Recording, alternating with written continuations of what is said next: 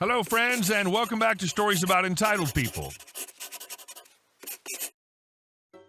This is way more effective than just getting the guy fired by going to HR. Never underestimate the power of a good public shaming. I bet he never stole food from any office break room ever again.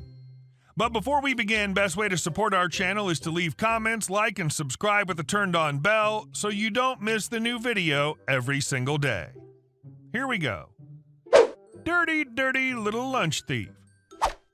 In the past, I've read about dirty, dirty little office lunch thieves, and I've wanted to share mine, but had other things going on to post it.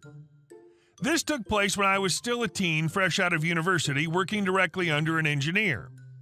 The office I was doing my 4,000 hours in was fairly large, 5 floors of a large office building, a Toronto construction firm.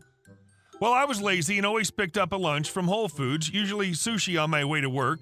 My floor had its own break room and fridge, and for the first 6 months, nothing ever went missing until we got a batch of university office interns in, paid interns. They wouldn't to know lunches would go missing, and it wasn't just mine. Any lunch in store packaging was gone if there was a name on it or not. Well, after 2 weeks of our lunches just walking away, we're all getting issued, "Don't F with my salmon sashimi," one of the engineers comes up with an idea and asks everyone to throw in a couple of dollars to solve this problem. The following week, he sends a text message to the store-bought lunch people to meet in the break room before work and send a text to everyone in the office to not touch any of the packaged lunches. We meet up and he hands us this little spray bottle to spray the packaging. It was this black light reactive spray, glows from a black light but completely undetectable. Lunch rolls around, and guess what? Every single packaged lunch is gone. And this guy brings out a black light and starts looking for fingerprints. He found them on the door down the hall to the elevator. Now, imagine 5 of the super nerdy engineers you've ever seen going down a hallway with a black light like something from a discount CSI. Well, there's fingerprints everywhere right up to the elevator on the buttons down to the 2nd floor. Down the hallway at this time, I figured some of the interns are nicking our lunches, but I was wrong. We followed it right to the head of the sales department desk. Well, we demand to see his hands. They effing were glowing like crazy. Not to mention he'd touched his face, so there was this glowing mess covering his face. The guy knew he was caught, and we made an agreement not to go to HR, but to get a picture and pizza for our floor every Friday for 2 months. We stayed extra that day to print out the glowing mess that was his face. We printed at least 100 of them with the caption, "Dirty, dirty lunch thief." Those damn things went up everywhere. The bathrooms, all the entryways of the building, every office door and desk in sight. Needless to say, the lunches stopped going missing, and I was able to eat my sushi in peace. Edit. I worked there for 2 years after this guy, never got fired or punished, but did get made fun of and received the nickname of the lunch thief. Edit. I don't think I was clear. We took a picture of his face under the black light, glowing like he just left a bukkake party and posted the photos all over the office. Creative problem solving. Love it. And our second story. Random beggar requested food but wanted to go certain place shops.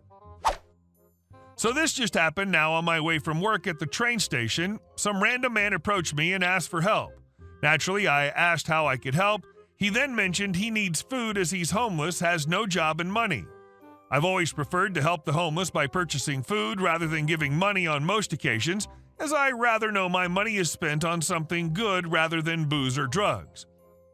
Anyway, there was a local shop right in the station and offered him to take him there and purchase food for him. Instead, he asked that he wanted to go to a certain shops outside of the station. I asked why not have a look in there. He insisted, wants to go to the other shops as he doesn't like the food from there. I'm wanting to go home on a Friday. I'm not following a stranger outside of the station. After backwards and forwards, he gets frustrated, raising his voice that he didn't like the food in there. I mentioned I'm not able to help and walked away, and the guy swore at me. The cheek. And our next story. No, Karen, we're not removing our farm just because you're a vegetarian. When we bought our house, the property was listed as HOA equals no. We did double check and were told no. The contract even say no. Fast forward a couple of years, and a neighbor has an issue with our property. She's produced a document from the mid-90s when the neighborhood was constructed. We're now being threatened with a lawsuit for violation of this document. The document is titled as a covenant and covers the 11 houses in our development. It turns out this document is filed with the local courts and is legitimate from the construction of the neighborhood. It does not use the term HOA, nor does it have procedures for a committee to enforce the listed rules. It does, however, state that all properties must abide by these rules. I checked with the closing company and was told it's not a HOA doc, so we didn't need to give it to you. The selling agent is not responding. Our agent, they did this to bleep you. It may have jeopardized the sale. Our agent knows we were looking for no HOA. There are 2 original owners in the neighborhood. I've asked them about the document. They had both forgotten about it and have never heard of it being enforced.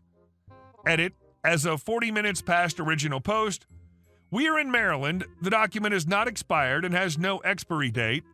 It's, as far as I can tell, still effective and will be forever. The document can be changed by the original landowner or their legally appointed heir.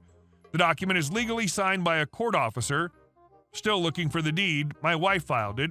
I may need to go see a lawyer. Was hoping to avoid this. Dollars are tight.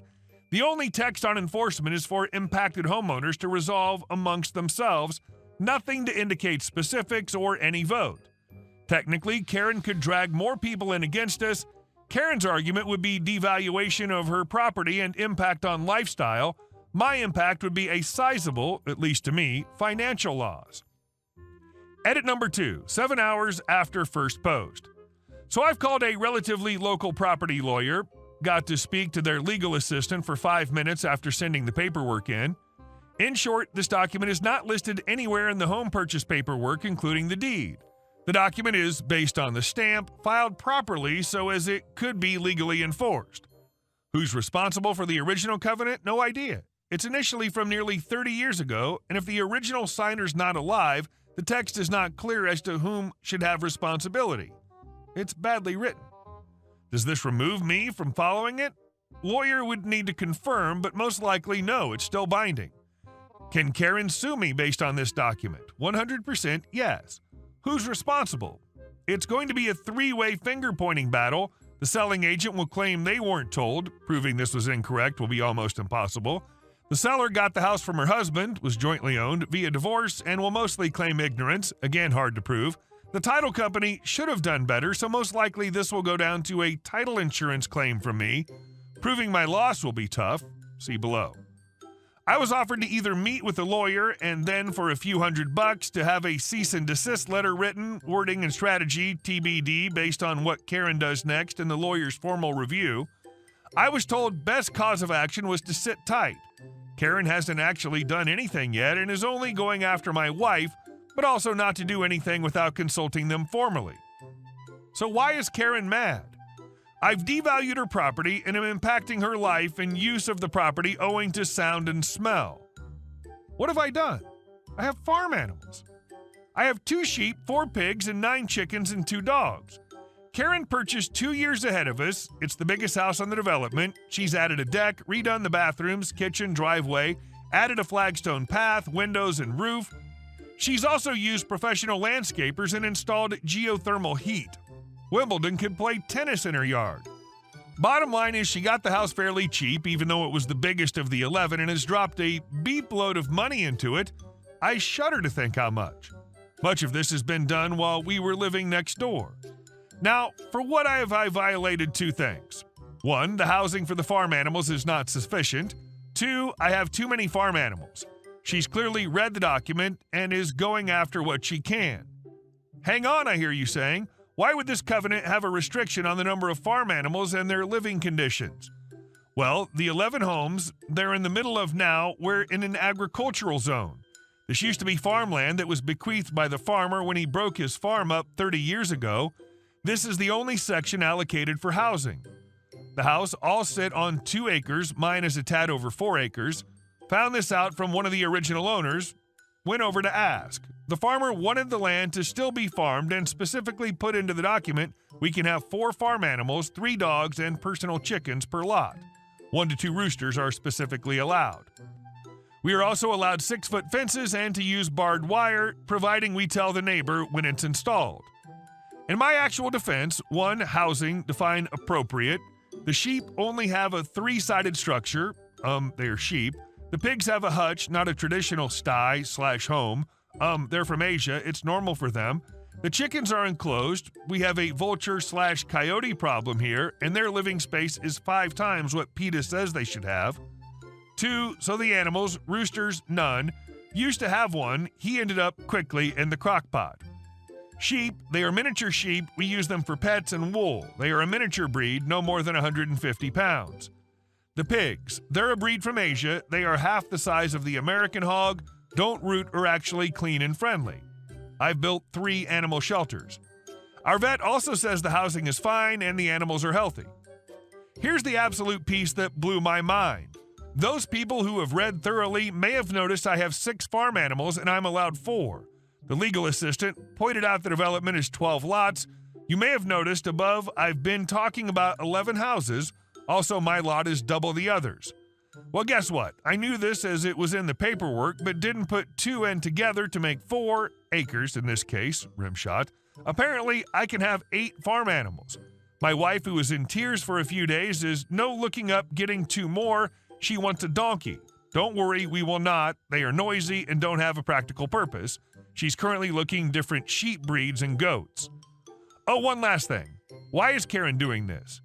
His is a guess on my part, but other than the money she has sunk into her home, which is now totally out of place in the neighborhood, there's one other issue.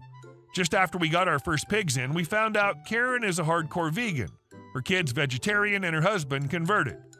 She actively pushes no meat, dairy anytime food comes up, which we didn't run into until we got pig set number 2. Don't get me wrong, I'm not against it, but you do you. Don't push this crap on me, especially when you live in an agricultural zone. Hey guys, thank you all for watching the video. I'll see you in the next one.